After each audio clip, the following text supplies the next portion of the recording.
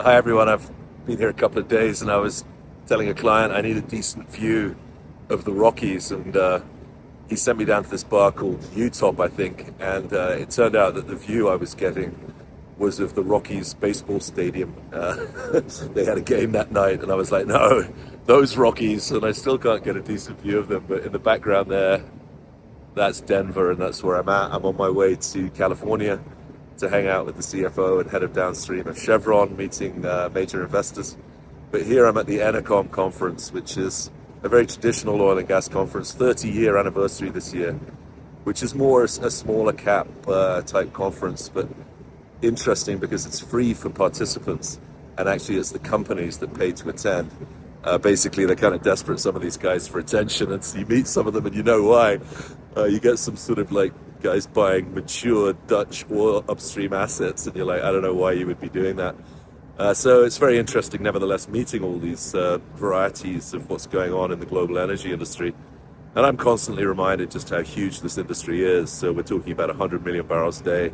We're talking about 20 million barrels a day of US liquids production, which is just amazing here domestically. So here in Colorado, there's a huge oil industry, for example. California even has a huge oil industry, as much as they try and kill it.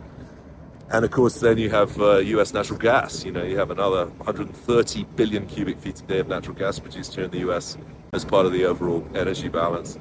And what's interesting about that as well is that demand, obviously, by extension, is so huge for energy and oil and gas at the moment that it's just fascinating that I can't give away an oil stock to a client. There's just very, very little interest.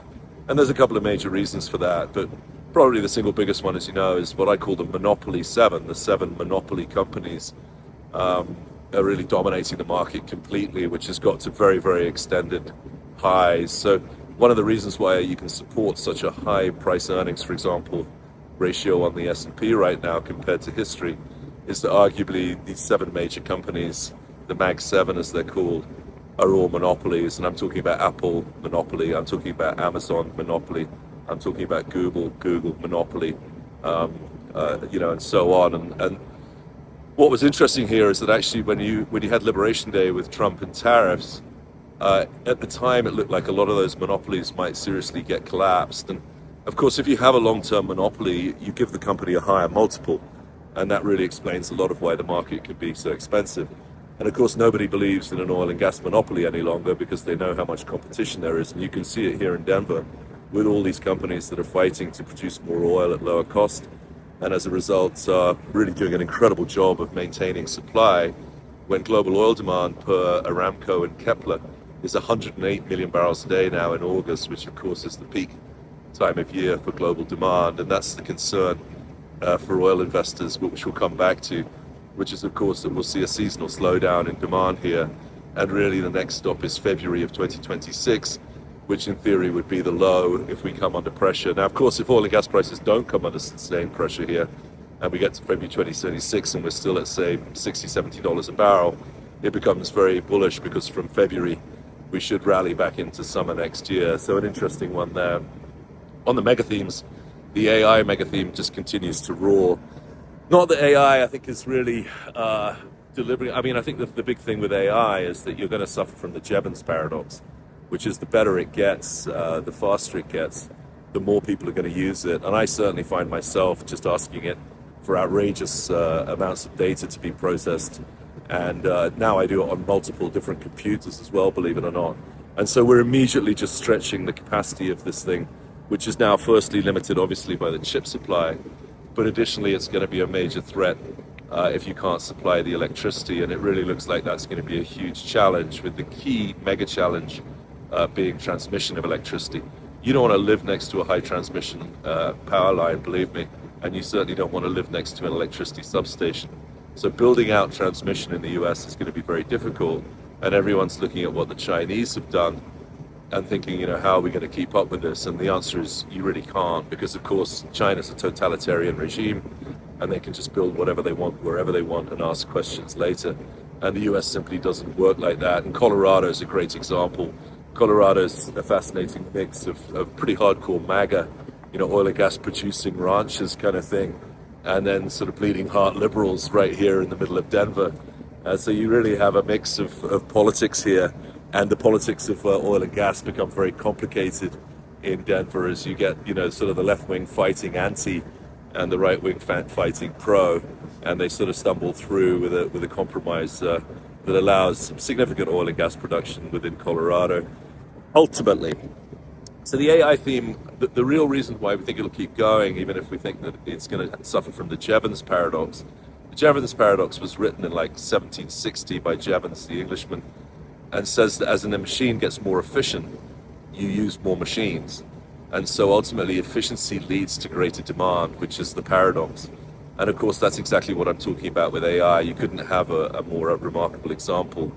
So I think that what will happen is that users will continually keep filling up AI with more and more enormous and at times kind of stupid demands. For example, AI is so smart that I'm really lazy when I type in my requests and I send it off to do a whole load of stuff about a company where I've actually put in the wrong ticker or something like that. And so you've used a whole lot of computing power and energy very lazily on the human side of things as the machine just diligently goes about doing what it thinks is the best thing to do. So we'll see what happens, but I'll tell you this. If you look at the latest CapEx numbers for the big AI developers, they're just continuing to go through the roof. And we're now at a level of about $500 billion, over $500 billion of annual CapEx going into AI and AI infrastructure. And what we're, of course, noticing as energy people is that at the same time, energy's share of the S&P 500, and for AI purposes, what we look at is oil and gas, utilities, and industrials continue to lose market share as the market makes record highs, essentially as everybody buys into these Mag 7, Monopoly 7 stocks. The Monopoly 7 is interesting because actually with tariffs, Trump's really threatened the monopolies. iPhones couldn't be made in China. Amazon's third-party sales were 70% from China. You had DeepSeek potentially threatening Google's search monopoly. The list went on of monopolies under threat, and that became a massive sell-off in the market. The problem was that sell-off that we got in the market in early April also hammered the oil stocks even worse. And we had a remarkable situation with Chevron, which I think I spoke to you about, where the stock had a 52-week high and a 52-week low in the same week, which I haven't seen in any other stock ever. But it tells you how hard the oil companies sold off as fast as the Amazons and the Apples were falling out of bed. And that became a complete recovery with the taco market. The oils have recovered somewhat, but what really ripped back was clearly all those monopoly names. Nvidia is another good example of a monopoly which at times came under threat as to whether they could sell to China and everything else. But everyone seems to be sort of settling back into allowing these companies, once they've met Trump, to sort of continue behaving as monopolies as they go on. There's some minor threats. You had a tentative bid for Google's Chrome, for example, came in over the past few weeks. But broadly speaking, those monopoly companies continue to retain their monopolies in the US. One notable example of one of the most expensive of all of them is Tesla, which at a given point clearly did have a monopoly on US EV sales, but is now really, really struggling and continues to have just an insane multiple. And for us value investors, the oil and gas guys, it's incredibly frustrating to see some of these companies just have such insane valuations which will never be met. Another crazy one would be Palantir, which everyone points to as an insane valuation, which you can't really justify over any kind of a long-term horizon. But ultimately, we all live by the line that the market can stay irrational for longer than you can stay solvent. And for oil and gas investors, that's kind of been a 15-year road, to be honest. We've seen the market continually surprise to the upside. One example I give of how that's worked is that if you look at Apple, what you'll see is that its share of the S&P 500 earnings in 2016 is not that different from its share of the S&P 500 earnings today, believe it or not. But in 2016, the stock was at $600 billion of market cap, and it's got as high as, $2.2 trillion now, with the same level of earnings, share of the S&P 500. And so that means, and of course, Apple's share of the S&P 500 actual market cap has massively increased, which tells you that move from 600 billion of market cap to whatever it was, 2.2 trillion, was entirely multiple expansion. And that means that the market's essentially pricing Apple to have a sustained monopoly, and as a result, a massively lower cost of capital because it doesn't face any competitive threats, particularly in the US. Is that a smart valuation methodology? You look at it, you look at a company like Microsoft, which is another monopoly in software, and you have to say to yourself, I've been using products that I basically hate, like Excel and Word, for 30 years now. Actually, I started by using WordPerfect and Lotus 123, but Microsoft nicked them both, bought them both, and took over their software. And that bit software has remained incredibly frustrating to use. I really hate Microsoft Office for 30 years, and I don't see that it's going to change over the next 30. So what's the value, what's the cost of capital, and what's the value of the returns of Microsoft? Probably pretty high. And at the same time, of course, with a name like Exxon or Chevron, one key theme is the amount of competition they face from some pretty big, mean companies. One would obviously be Aramco, but also there's just this enormous tail of small cap companies yapping at them. And that's some of the guys that I've met here. A couple of the standout names. Best performance coming into this conference was Flowtech, which is an interesting company that started with chemicals for helping oil flow in the production process, but has moved on with a really impressive CEO. They've got a new CEO in the past few years, and he's taken them into data management of what's going on in the oil field. So with their chemicals knowledge, they could also start talking about flow analytics and data processing of flows within oil field operations. And that's become a rapidly growing business for them, which ties into AI. And so that name's terrific, and I was really impressed with the CEO. And the other one, which isn't really oil and gas, but was at the conference, is Oklo. That's small nuclear, and that's really interesting. When you look at their presentation, I tell you what, they have almost nothing on their technology, which you would have thought would dominate their investor presentation. And what they have is a whole load of stuff about government support for what Oklo's doing, which is small-scale nuclear. And when you look at the issues that you're going to have with transmission in the US and moving electricity around, you realize that what we're going to do is these data centers are going to build their own power plants that don't require, their own power plants, their captive power plants to supply their own needs without having to rely on the transmission grid, which will be extremely difficult to build here. And so what you could see a very big market for is things like Oklo's small-scale nuclear, where you build the nuclear plants where the power demand is, and that would then solve the transmission problem. And I think that's how this whole thing will work itself out.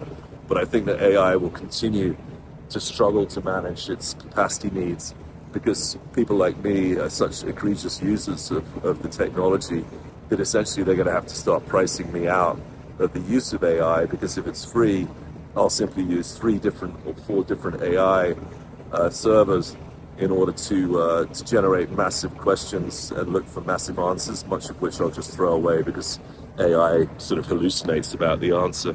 And you really notice that AI presents you with facts that are hallucinations. So it's there's an old Wall Street line which the guy was often wrong but never in doubt. And that feels a lot like what it is to deal with AI right here. In other elements, it's incredibly powerful. So if we take an example recently where I met the CFO of Woodside Petroleum out of Australia, they had made a deal a couple of years ago from BHP over BHP's petroleum. And I hadn't really kind of followed it that exactly, and I'd kind of forgotten. But if you put into AI, what was the market reaction to Woodside's takeover of BHP? Normally for a human that would take quite a while to work out what was the date, what happened around those dates, how do I look at Woodside share price, all the rest of it. AI within 20 seconds can give you a complete answer as to the market reaction. And so there's a good example of where it can save me a ton of money, and it becomes my virtual associate pretty much, because I do all this alone, believe it or not, and AI becomes a very important tool for me, which has effectively replaced my associate in a rather charming way, because AI constantly screws up. And so that reminds me of having humans. Anyway, a couple of the other mega themes. If you like AI, you should like natural gas. And so people were interested that EOG, another company here this week, a big company that's here this week, is also doing just great and doing very well in the Marcellus and the Utica, which basically means that they're well exposed to PJM, which is the major market for data centers around Virginia. And so what I've been saying to people is, if you like EQT, because it's a gas play in the Marcellus that will supply gas to the PJM for AI use, then you should love EOG too. And there was a lot of client interest in that, and I think EOG, we've always loved EOG. It's got superb management, and 25% return on capital employed is the running rate here. Extremely impressive company, and I think they're very well exposed to the AI theme. Having said that, natural gas has been weak, and the reason for that is the good old-fashioned gas Vegas. has been the weather. And so whilst we had all-time record electricity demand in the US in July, very notable, so we hit all-time record highs twice in July, in reality, demand has fallen off heavily in August, and that's because the weather has tempered, and the weather outlook looks downright chilly, in fact. And of course, that's concerning going into winter. The other thing you've got to remember in markets here is this year has been actually very bullish for demand because of weather. I keep telling people that I drink an iced Americano, 2 iced Americanos a day every morning until lunchtime. And I've done that for a good decade, 10 years. I've done the same thing every day. There was a day in Brooklyn in February when I finally broke and I said, could I have my Americano hot, please?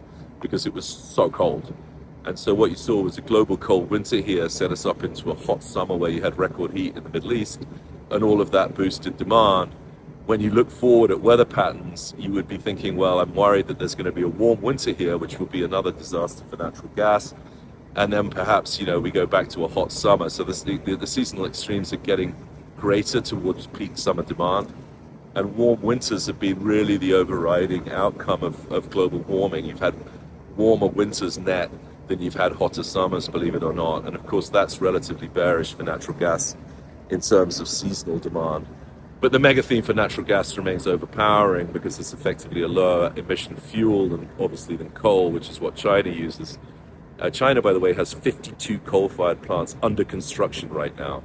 And it's just making a mockery of all these net zero attempts that you see in places like Europe, although people often haven't worked it out or continue to believe that they should just continue to pursue net zero as a matter of principle at their own economic cost, regardless of what's going on in China, which ultimately makes their attempts to save relatively tiny amounts of emissions compared to China, makes their attempts a complete waste of time. But nevertheless, on principle, they should continue to do it, which is a very European attitude. In the US, you're not seeing it, obviously, under Trump. They're going all in for more coal, more nuclear, everything else. And as I said, it's interesting that within Oklow's presentation, they don't have 20 pages on the technology at all. In fact, they barely have a page on the technology, believe it or not. They just say, yeah, we're small-scale nuclear. What they have is 20 pages, well, several pages on how much US government support they're getting. And that's been one of the ironies, really, of the Trump administration, is that they seem to have become, from a concept that they would be isolationist, that they would really separate the US from the rest of the world. We've never had an administration than Trump to get more involved in more countries in the world, more directly, right down to this penguin colony in the middle of the Pacific that they put tariffs on. I mean, you've never seen more involvement in more places. And in fact, Trump is claiming that he's generated 6 peace treaties globally since he became president, which, if you want a general knowledge quiz, see if you can name the 6. Because, of course, the big theme here in oil and gas has been the Putin summit in Alaska last week, where we've been highlighting the impact of Melania on all of this, where clearly, and Trump has directly credited her, that she's been pressuring Trump to pressure Putin, and he's been listening. And that's really fundamentally altered the whole dynamic of Putin's plans, because as we said many times, Putin has Plan A, which is Trump, and Plan B, which is there is no Plan B. And with Melania pressuring Trump, it becomes quite interesting. And I had highlighted that prior to this whole thing going off, but what you saw was the first thing that Trump gave to Putin was a letter from Melania, which is a weird sort of airy-fairy comment on the innocence of children, which is super spooky when you think about Epstein. And then subsequently, Zelensky's first comment on meeting Trump in the White House was, please thank Melania for sending the letter to Putin. So in the context of Epstein, this stuff is all pretty and clearly Putin has something on Trump. There's no question about that. Every other world leader, regardless of creed, color, or political persuasion, is basically anti-Putin, apart from the freaking North Koreans and somewhat being pragmatic, the Chinese, although they make definitely uneasy about dealing with Putin. But, broadly speaking, all major democracies and decent thinkers are opposed to Putin because he invaded freaking Ukraine. And sure, yeah, maybe he was provoked by the West moving too far to within the former Soviet Union. But the fact of the matter remains that he did try and invade Ukraine, and the fact of the matter remains he completely failed. So whatever, he should be under a lot of pressure, and he's kind of being helped out somewhat by Trump, who's now being heavily swayed by Melania. It's a major plot twist, but it's the kind of thing that keeps people super interested in oil. On refining, we'll see with demand now. The refiners have been running brilliantly, doing a great job. First principle of refining is run the refineries. The problem is, of course, they start oversupplying the market, and we'll have to watch carefully as we go into refining downturn. So the big seasonal trend in refining, in oil demand is somewhat less. It's also the fact that people drive less after summer ends, after Labor Day, because they literally go to the beach less. But also the refining system turns around. And the reason they have to do that in the US is actually because you have a summer grade gasoline. So the refineries have to somewhat reconfigure in spring, and they do that. They shut down, turn around, and come back. And that, of course, if refineries in turnaround, reduces crude demand, and that pressures the crude market, which is one of the reasons you look for a low in oil markets around February, March, as they turn around in preparation for May driving season starting. And the same thing happens at this time of year. You change the specs back to winter grade gasoline. This pertains to how much gasoline reed vapor pressure you have, which is how much gasoline is going to evaporate in heat. And the reed vapor pressure would reduce the evaporation in heat, so you increase the requirement for reed vapor pressure during summer. I'm going probably a bit too far down the rabbit hole here. And in winter, you relax that requirement, and so the refineries turn around starting Labor Day. And so we'll see. They've been running at a remarkable rate, at 17.5 million barrels a day. At 96, 97% utilization. You can expect that to drop down several percentage points, and for US crude demand from refining to drop by a million barrels a day plus, and that becomes an issue.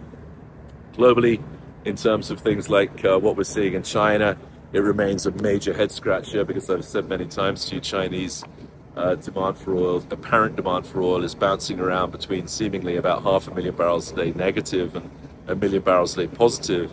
But we think what was going on there is that with discounted crude from Russia available, the Chinese took advantage to massively increase Russian oil imports before sanctions or some other outage reduced that availability of cheap Russian oil.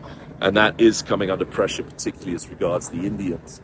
You had comments directly from Trump, particularly Treasury Secretary Scott Bessent, really complaining that the Indians have been having previously not imported very well, or previously imported like 2% of their oil from Russia.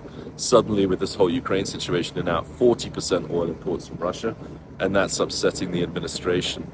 They say that China was previously 13% Russian and is now 16% Russian oil, so that's less egregious.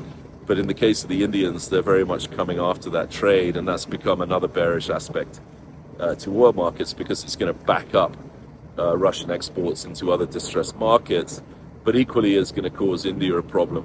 One theme I've been talking about is a fundamental difference in global oil markets today than 10 years ago, which is countries, notably India, have reduced their oil subsidies and now have market prices for diesel. You have market prices for diesel in China. You have market prices for diesel and products in Brazil now, Nigeria. All these places used to be heavily subsidized, and so actually you can read that bullish, because the market has been very, very enormous for oil. As I mentioned, some people say 108 million barrels a day here in August, and yet we're paying much higher prices in developing countries than you had previously, and that becomes bullish in terms of how sustainable oil demand is. So that's a cheery note to leave you on. From here, we've come finally to Labor Day. We don't fight oil in summer. As over the next 2 weeks, I'm early here making this call, but Labor Day, I always used to cut the oil sector and say we're bearish here. But actually the oils have lagged so much that I do think that they can handle lower oil prices without the stock prices going down too much, because you can just see multiple expansion there. And the real question is what happens to the wider market, which is just beginning to wobble here. It's gone up an awful lot. There was certainly a surprise that the economic activity in the US has been sustained at a much higher level than people like me feared when the initial tariffs were announced. But at the same time, tariffs are slowly biting, and you are seeing some significant downturns and weakenings in US economic activity that remains kind of propped up by the rich getting richer. And so if you look at credit card data, you'll see that there's a skew towards more wealthy consumers continuing to consume. But underlying all that, there's definitely a growing economic weakness in several areas, combined with actually some inflation indicators that are ticking up. And that combination the market will not enjoy. And so what you're seeing is that we're just beginning to sell off here from all-time record highs, and it doesn't surprise me. All right, that'll do it, Alex. Hope you're well down there in Dubai, and you've got to have energy. There's plenty of it here, and I'm looking forward to heading to California over the Rockies. It's a really unimpressive view, isn't it? That's Denver. All right, have a great day.